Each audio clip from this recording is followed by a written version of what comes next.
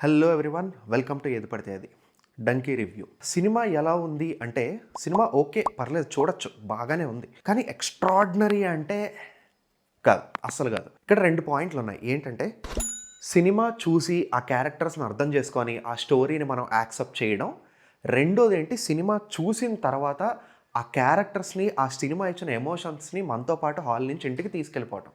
Donkey cinema ఈ రెండిటికి మధ్యలో ఉంటుందన్నమాట. రాజ్ కుమార్ హిరానీ ఫిల్మ్స్లో మనకి బాగా కనెక్ట్ అయ్యేదే ఎమోషన్. సినిమాలో క్యారెక్టర్స్కి ఉన్న మోటివ్, ఆ గోల్ని వాళ్ళు అచీవ్ చేయడానికి చేసే జర్నీ, అందులోంచి జనరేట్ అయ్యే కామెడీ, అదే కామెడీకి కనెక్ట్ అవుతూ సినిమాని మనలో డీప్గా ప్లాంట్ చేసే ఎమోషన్.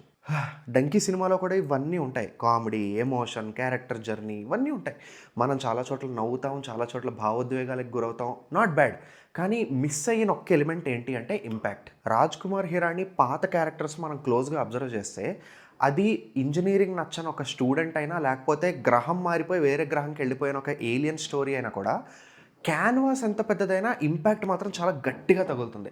డంకీలో మిస్ అయిన పాయింటే అది. ఈ సినిమాకి వచ్చేసరికి మెయిన్ కాన్ఫ్లిక్ట్ ఎస్టాబ్లిష్ చేయడానికి ఎక్కువ హ్యూమర్ రూట్ తీసుకోవడం కానీ, సినిమాలో మెయిన్ క్యారెక్టర్స్ వాళ్ళ గోల్ అచీవ్ చేయడానికి వాళ్ళు చచ్చి చెడి చేసే ప్రయత్నాన్ని అండర్ ప్లే చేసి ఏదో టిక్ మార్క్ పెట్టినట్టు వాళ్ళు పడే బాధల్ని చూపించడం వల్ల ఏర్పడే కొంచెం డిస్కనెక్ట్ కానీ, ఇవన్నీ మనకి సినిమా మీద ఏర్పడాల్సిన ఇంపాక్ట్ని బాగా తగ్గిస్తాయి. సో యాజ్ అన్ ఆడియన్స్ ఒక స్టేజ్లో ఏంటి వీళ్ళ ప్రాబ్లమ్స్ ఇంత పెద్దవా, ప్రాణాలకి తెగించి మరీ దేశం దాటి బయటికి వెళ్ళిపోతే కానీ సాల్వ్ అవని ప్రాబ్లమ్సా అని మనం సినిమాని క్వశ్చన్ చేస్తాం. అలా అని చెప్పి సినిమాని కంప్లీట్గా లైట్ తీసుకుంటాం అంటే అది కూడా కాదు.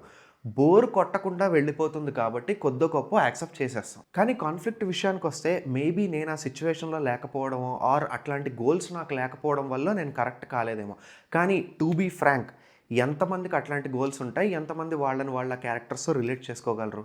సినిమాలో నాకు బాగా వర్కౌట్ అయిన ఆర్క్ మాత్రం విక్కీ కౌశల్ గారిదే. ఆయనది మాత్రం సినిమాలో అందరికంటే better character arc and acting కూడా బాగా చేశారు. మిగతా క్యారెక్టర్స్ అందరూ ఇంక్లూడింగ్ షారుఖ్ ఖాన్ ఎమోషనల్ సీన్స్లో బాగానే వర్కౌట్ అయినప్పటికీ మిగతా అన్నిట్లోనూ క్యారెక్టర్ డెవలప్మెంట్ అంత పెద్దగా లేదు. అండ్ యాక్టింగ్ కూడా కొంచెం సోసోగానే అనిపిస్తుంది. ఇలాంటి సినిమాలకి ఆబ్వియస్లీ మ్యూజిక్ చాలా ఇంపార్టెంట్. సాంగ్స్ 2-3 బాగానే ఉన్నాయి అండ్ బీజిఎం కూడా బాగానే వర్కౌట్ అవుతుంది. సినిమాటోగ్రఫీ, ప్రొడక్షన్ డిజైన్, ఎడిటింగ్ ఇవి కూడా ఓకే, సినిమాకి తగ్గట్టుగానే చేశారు.